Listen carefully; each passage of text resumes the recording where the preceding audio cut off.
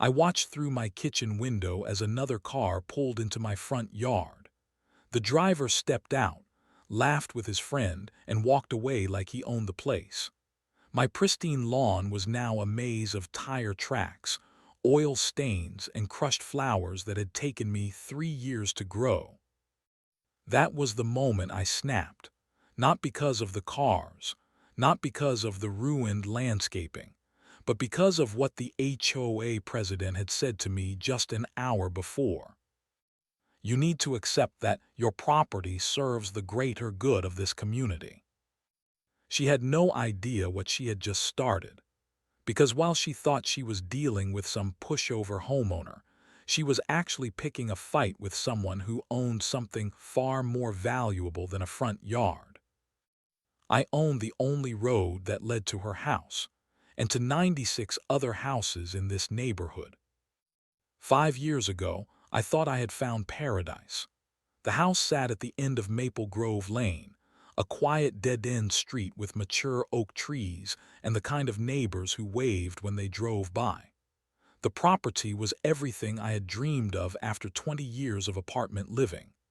2 acres of rolling lawn, a circular driveway, and enough space to finally have the garden I had always wanted. The realtor had mentioned that the street was private, maintained by the residents themselves. That sounded perfect to me. No city noise, no through traffic, just peaceful suburban living at its finest. I signed the papers without hesitation and moved in on a crisp October morning. For the first 2 years, life was exactly what I had hoped for.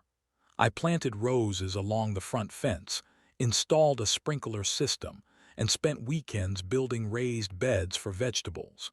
My neighbors seemed friendly enough. The Hendersons brought over a casserole when I moved in. The Johnsons invited me to their summer barbecue. Everything felt like a Norman Rockwell painting. Then the neighborhood started changing.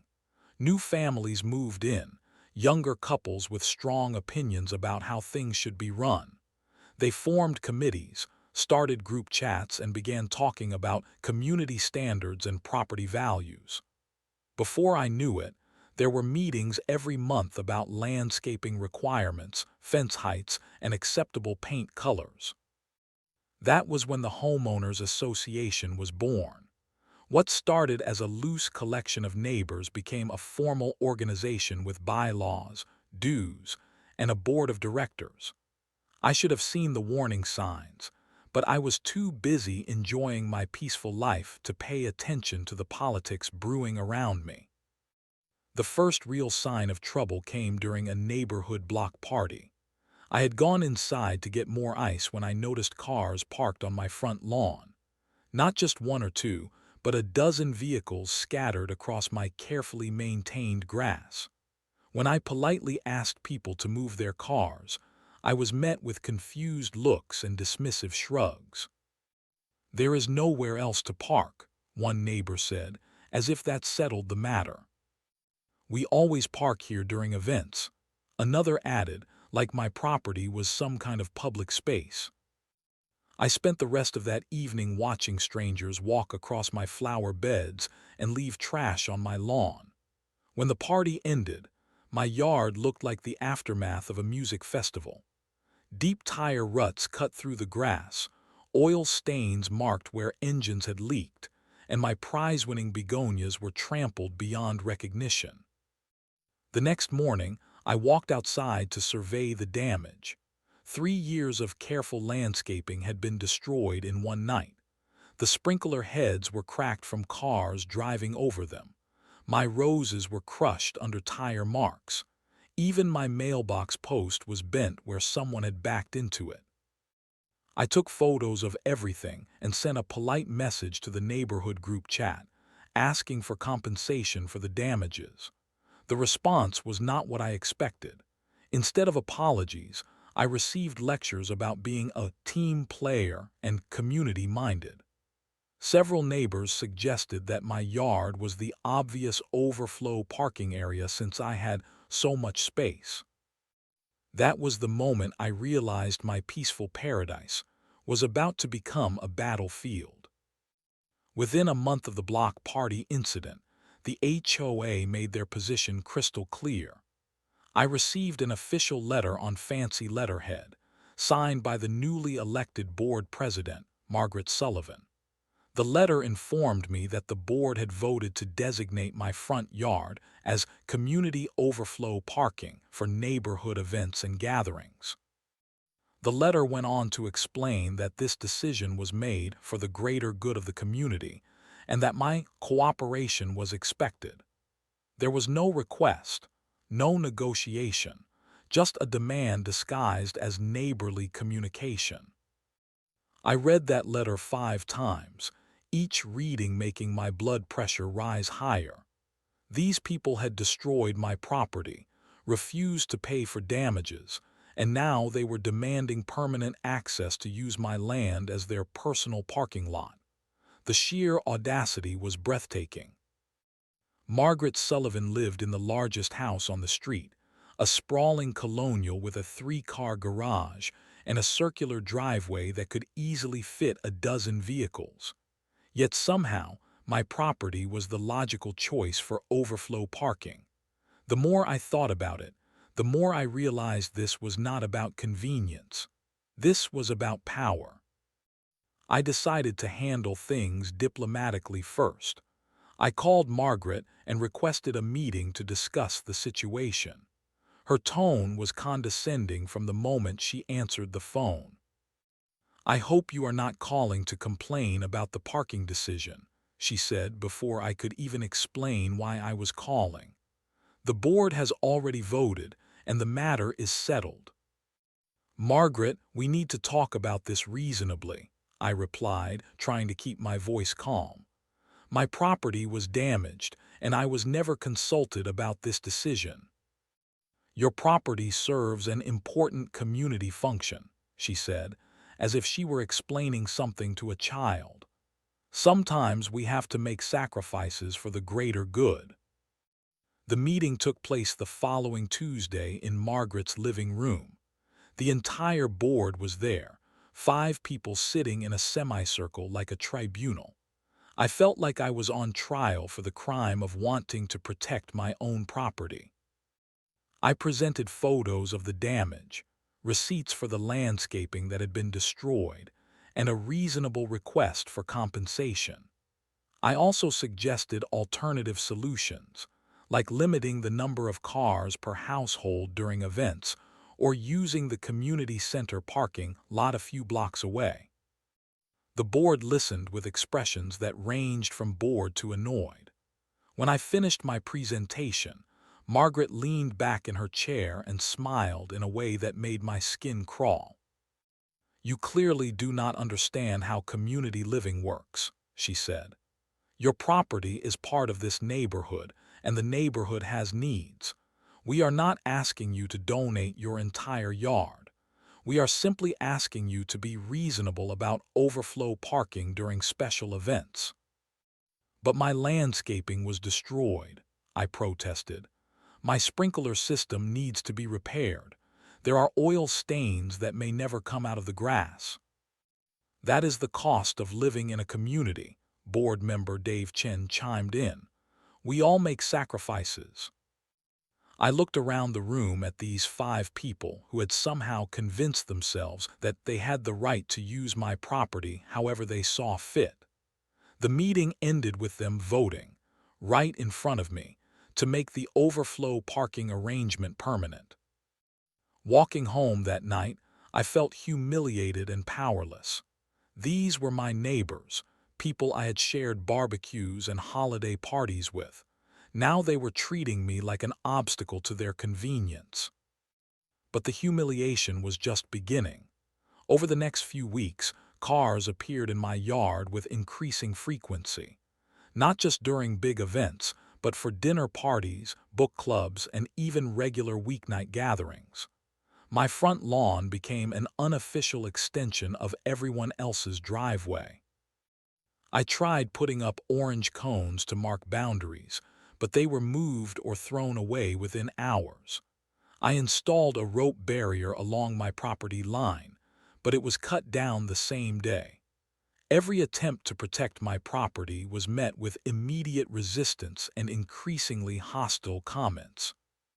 The final straw came when I found a note tucked under my windshield wiper. It was unsigned, but the message was clear. Stop being selfish. The community voted. That night, I stood at my kitchen window, watching strangers park on my destroyed lawn, and made a decision that would change everything. The breaking point came on a Saturday morning in late spring. I woke up to the sound of heavy machinery rumbling outside my bedroom window. When I looked out, I saw a delivery truck backing across my front lawn, leaving deep ruts in the soft earth from the previous night's rain. The truck was delivering party supplies for what I later learned was Margaret Sullivan's daughter's graduation celebration. Tables, chairs, a portable dance floor, and a catering trailer were all being unloaded directly onto my property. No one had asked permission. No one had even bothered to inform me. I threw on clothes and rushed outside, my bare feet slipping on the wet grass as I approached the delivery crew. "Excuse me," I called out. "You cannot unload this equipment on my property." The crew chief looked at me with confusion. "Lady, we were told this was the designated setup area. We have our orders." Before I could respond, Margaret appeared from across the street, striding toward us with the confidence of someone who owned the world. "There is no problem here," she announced to the delivery crew. "Continue with your setup." I turned to face her, my hands shaking with anger. "Margaret, this is my property. You cannot use it as a staging area for your party." She looked at me with that same condescending smile I had come to hate. The community voted to allow reasonable use of overflow areas for special events. This is a special event. A reasonable use would be parking a few cars, not turning my entire front yard into a catering depot, I shot back. "Do not be dramatic," she replied, already walking away. "The equipment will only be here for setup and breakdown. You are making a scene over nothing." That was the moment something inside me broke. Not just anger, but a cold, calculating fury that I had never felt before. I watched Margaret walk away, dismissing me like I was a troublesome child, and I knew that diplomatic solutions were no longer an option. The party that night was the largest event the neighborhood had ever seen. Over 100 guests filled Margaret's backyard, and at least 50 cars were parked on my property. My sprinkler system, which I had just paid to repair, was destroyed again. My newly planted flower beds were crushed under tires and foot traffic. Someone's truck leaked transmission fluid, creating a stain that spread across my driveway like spilled blood. But the real damage was not to my landscaping. It was to my faith in human decency. I watched from my kitchen window as people I had considered friends laughed and celebrated while treating my property like a public parking lot. They knew it was wrong, but they did not care because it was convenient. The next morning, I walked outside to survey the destruction. The damage was worse than I had imagined. 3 years of careful landscaping had been obliterated. The lawn looked like a construction site, with tire ruts crisscrossing through what used to be pristine grass. My garden hose had been run over and shredded. Even my front porch had been damaged where someone had moved equipment against the railing. I took photos of everything, documenting each instance of property damage with the methodical precision of a crime scene investigator. Then I sat down at my kitchen table and wrote a formal letter to the HOA board, demanding immediate compensation for damages and a guarantee that my property would not be used for future events. The response came 2 days later. It was a single paragraph that essentially told me to stop complaining and be grateful that I lived in such a vibrant community. There was no offer of compensation, no acknowledgement of wrongdoing, and no promise that it would not happen again. That afternoon, I called a property law attorney.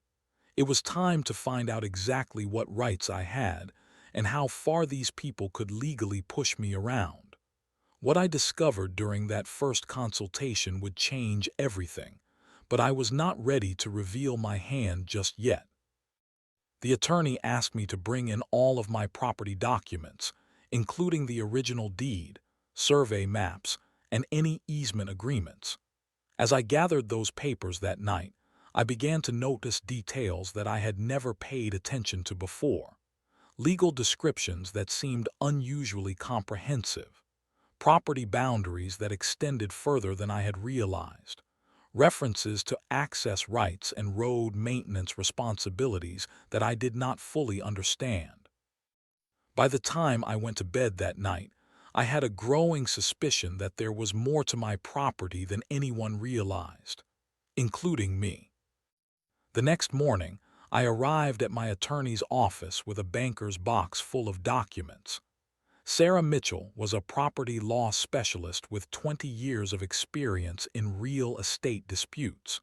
She had the kind of no-nonsense demeanor that immediately put me at ease. "Tell me about your situation," she said, settling back in her chair as I explained the ongoing conflict with my HOA. I walked her through everything, from the initial parking incidents to the recent party disaster. She listened without interruption, occasionally making notes on a legal pad. When I finished, she asked to see my property documents.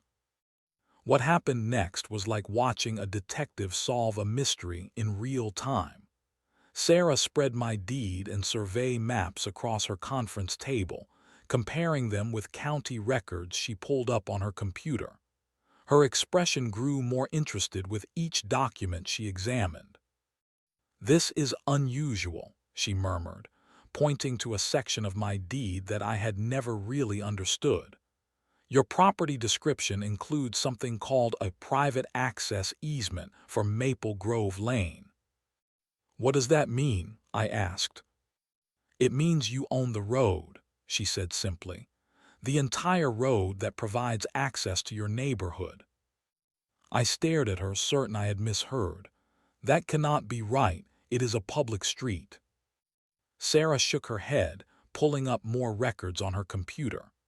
"Maple Grove Lane is a private road, maintained by the residents through a private road association. But according to these documents, the underlying land ownership belongs to you. The other residents have easement rights to use the road, but they do not own it."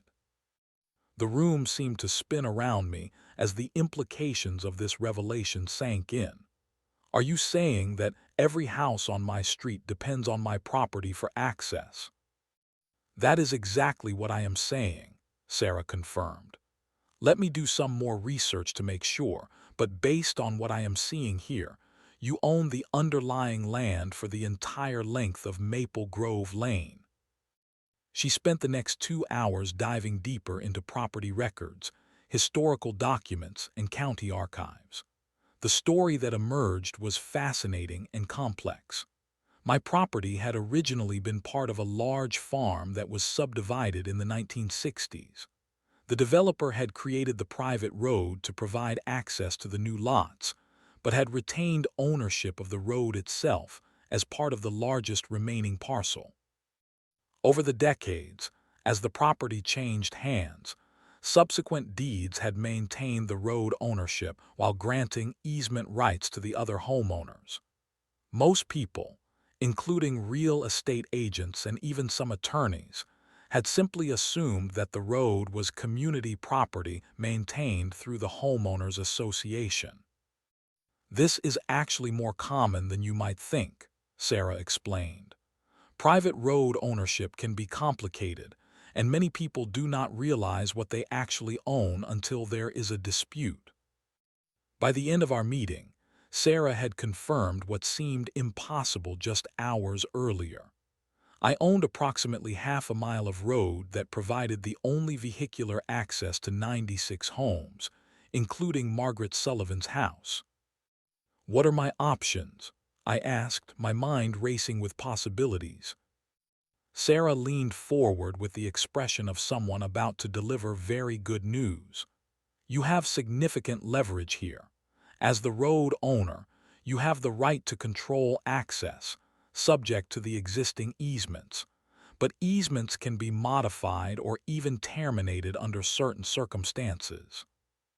She explained that while I could not completely block access to people's homes, I could impose reasonable restrictions on road use. More importantly, any use beyond the scope of the original easements, such as commercial vehicles or excessive traffic, could be prohibited entirely. What about the parking situation? I asked. Using your yard for parking is not covered by any easement, Sarah said with a slight smile. That is simple trespassing, but the real power you have is over the road itself. If the HOA wants to make demands about your property, you can make demands about road use.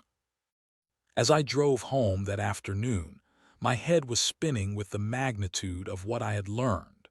For 5 years, I had been living on a property that gave me unprecedented control over my entire neighborhood's daily life. Every single person who had treated me like a powerless victim was completely dependent on my goodwill for basic access to their homes. I parked in my driveway and looked down Maple Grove Lane with new eyes. This was not just a street anymore. This was my street, my road, my leverage. But I was not ready to play that card just yet.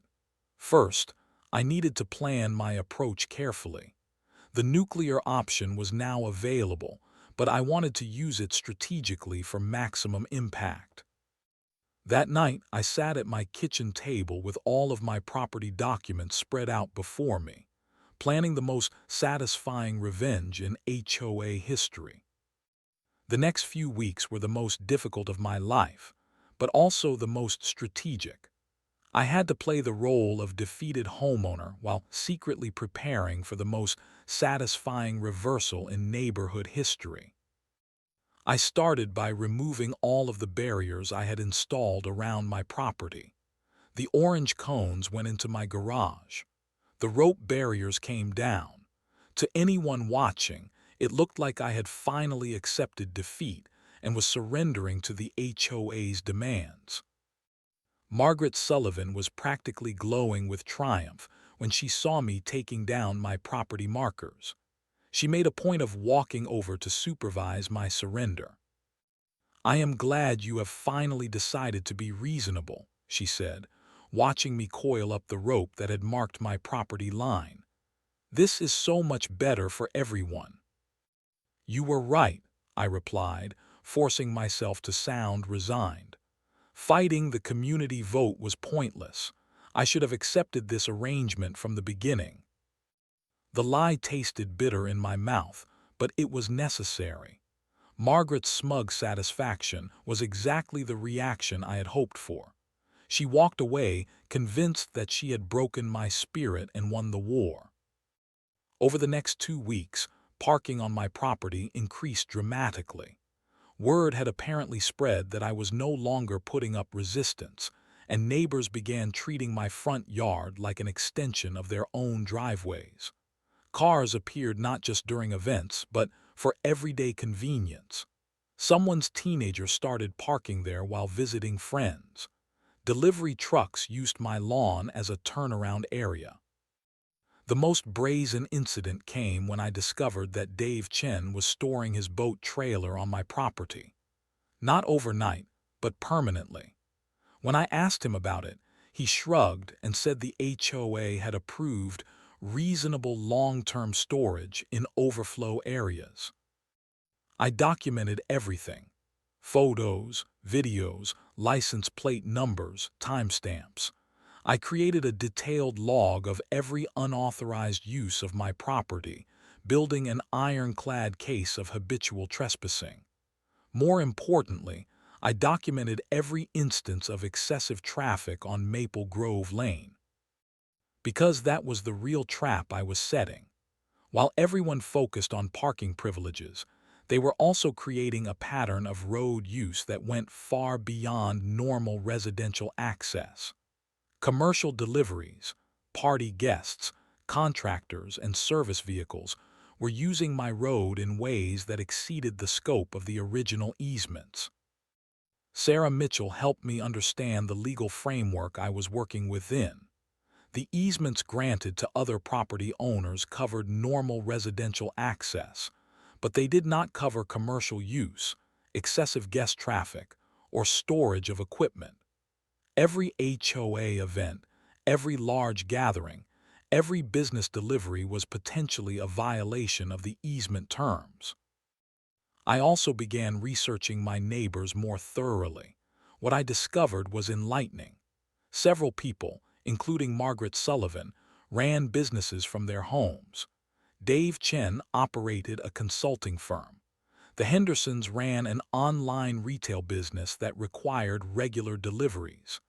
At least 4 families provided daycare services or music lessons that brought additional traffic to the neighborhood. All of that commercial activity depended on access through my road, but none of it was covered by residential easements. While I was building my legal case, I was also preparing psychologically for what was about to happen. I was about to go to war with an entire neighborhood, including people I had once considered friends. The thought kept me awake at night, but every morning I would look out at my destroyed lawn and remember Margaret's condescending smile. The final piece of my preparation involved installing security cameras around my property. I told neighbors it was for insurance purposes after all the recent property damage, which was technically true.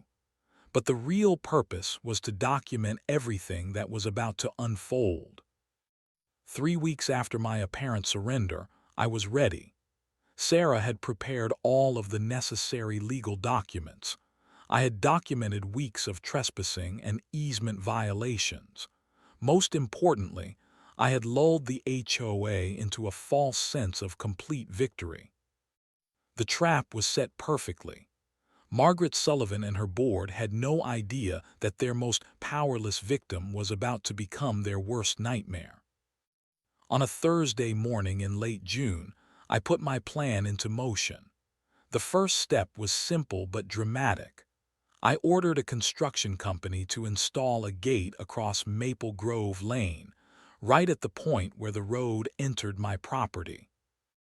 The gate would be installed the following Monday morning, cutting off vehicle access to 96 homes. But before that happened, I had some legal documents to deliver. That weekend, I hand-delivered cease and desist letters to every house on Maple Grove Lane. Each letter was customized based on my research, detailing specific violations of easement terms and demanding immediate cessation of unauthorized activities. Margaret Sullivan's letter was the longest, documenting dozens of violations and demanding $15,000 in compensation for property damage. But the real surprise was saved for the end. Formal notice that vehicle access to her property would be restricted pending resolution of ongoing legal disputes. By Sunday night, my phone was ringing nonstop. The HOA war was about to begin, and this time I held all the weapons. Monday morning arrived with the sound of heavy machinery. I watched from my kitchen window as the gate installation crew arrived at 7 a.m. sharp, ready to block the only vehicle access to 96 homes.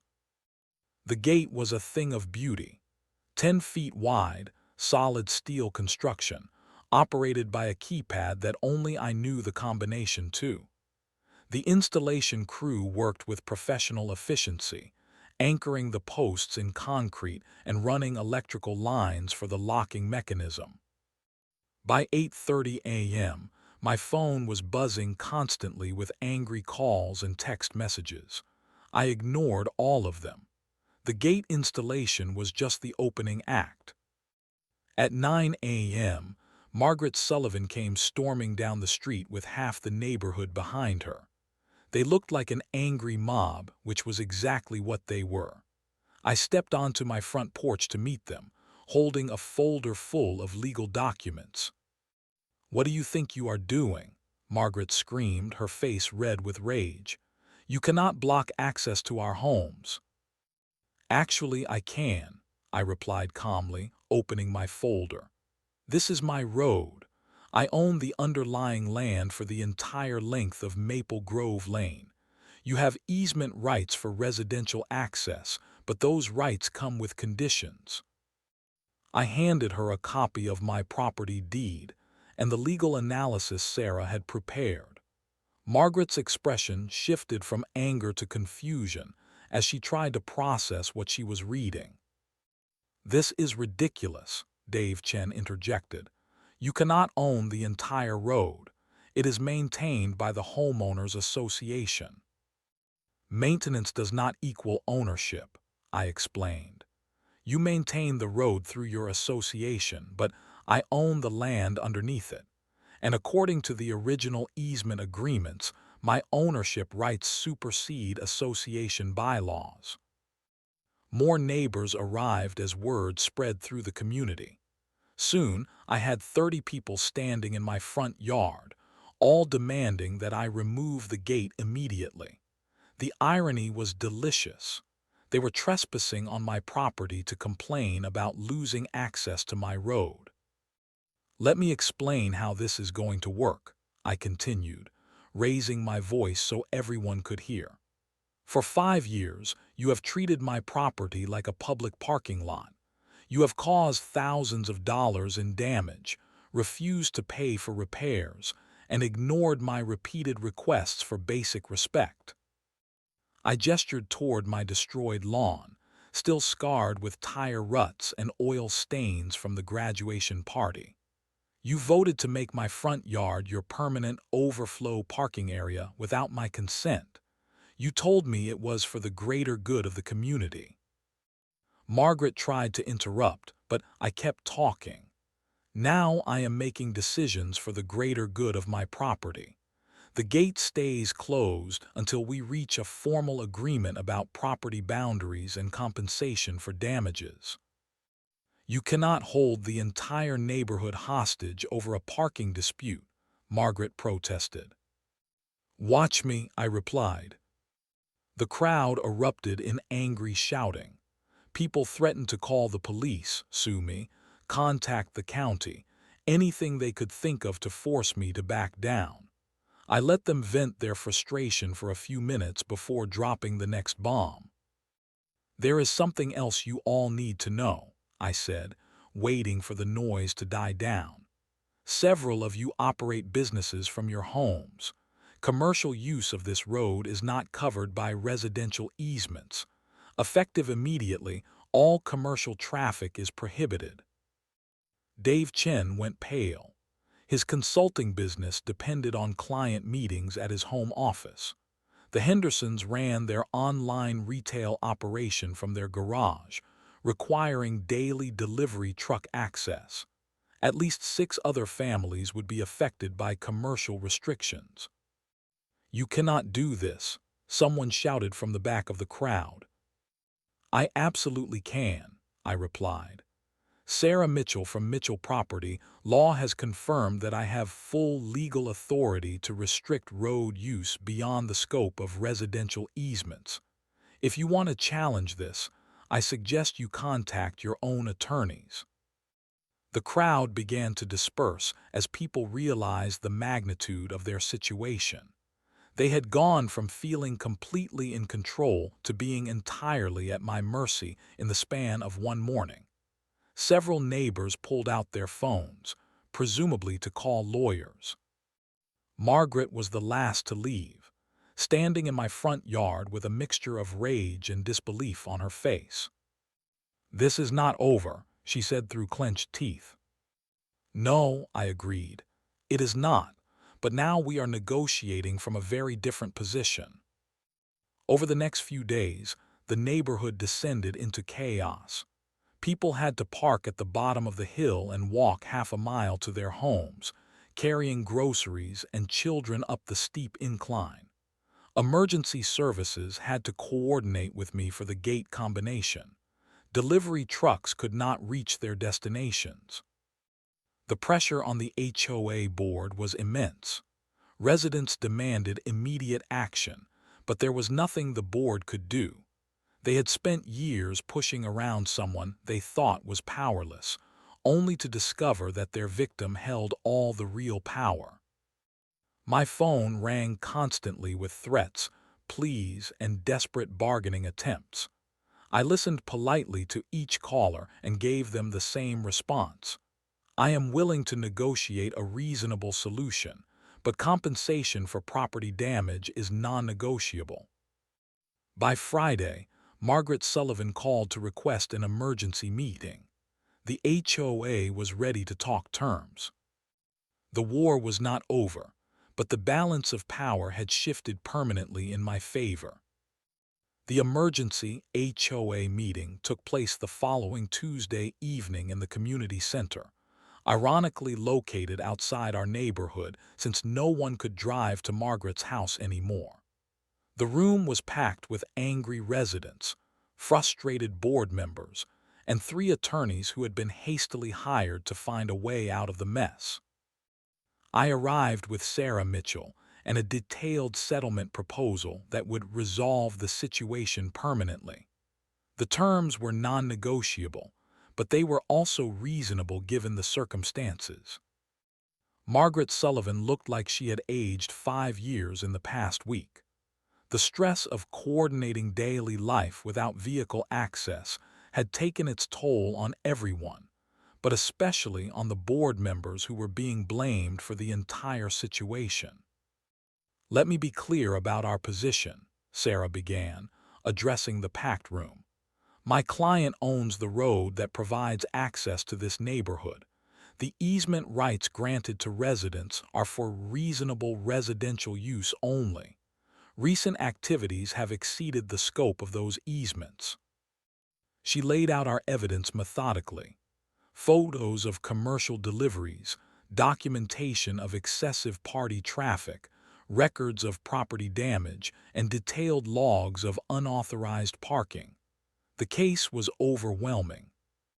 "However," Sarah continued, "my client is willing to grant expanded easement rights in exchange for appropriate compensation and guarantees of future compliance." The settlement terms were straightforward. First, the HOA would pay $15,000 for documented property damage and restoration costs. Second, a formal agreement would be signed establishing clear boundaries and usage guidelines for both the road and my property. Third, the HOA would purchase easement rights for reasonable commercial use and guest access during approved events. Most importantly, my property would never again be used for parking without my explicit written consent. The room erupted in heated discussion.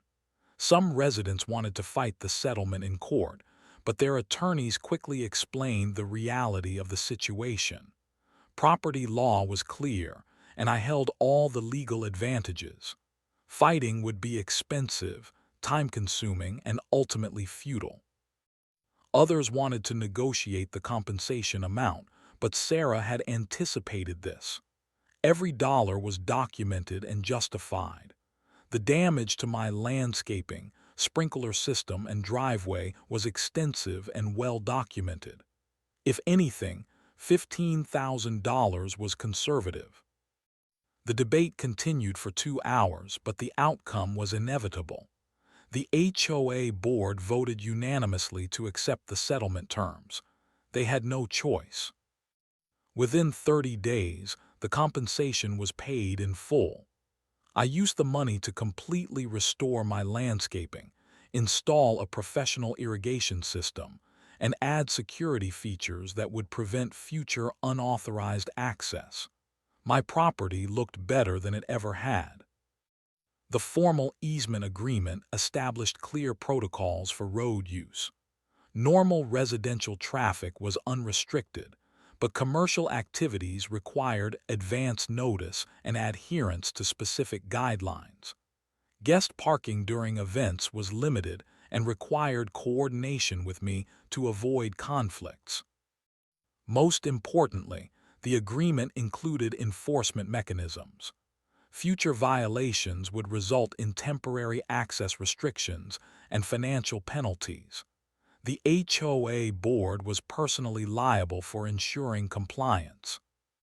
The gate remained, but I programmed it to open automatically during normal hours for authorized users.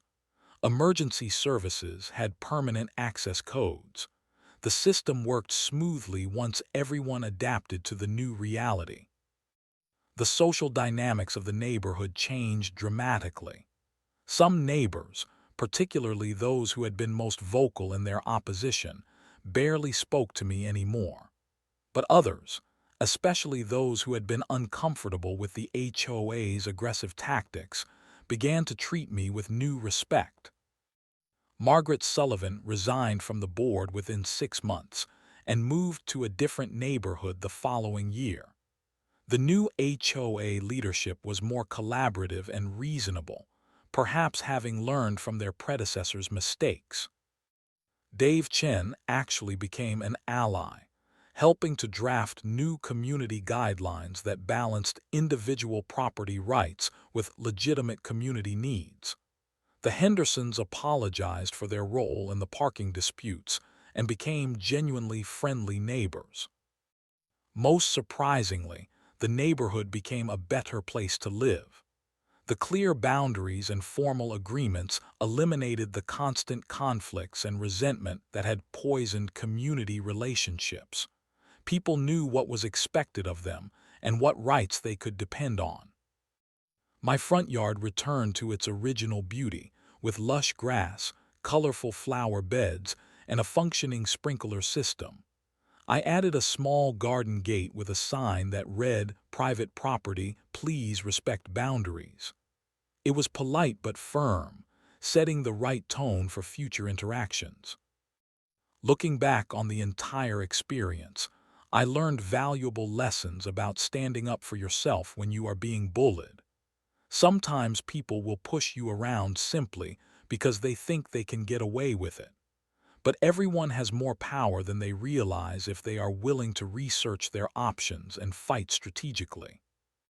The key was not just knowing my rights, but being prepared to enforce them completely. Half measures would have failed. The nuclear option was necessary to reset the relationship dynamics permanently. Today, Maple Grove Lane is a peaceful street where neighbors respect each other's property and work together on legitimate community issues. The gate is rarely closed, but its presence serves as a permanent reminder that property rights matter and bullying has consequences. Sometimes the only way to achieve peace is to be prepared for war.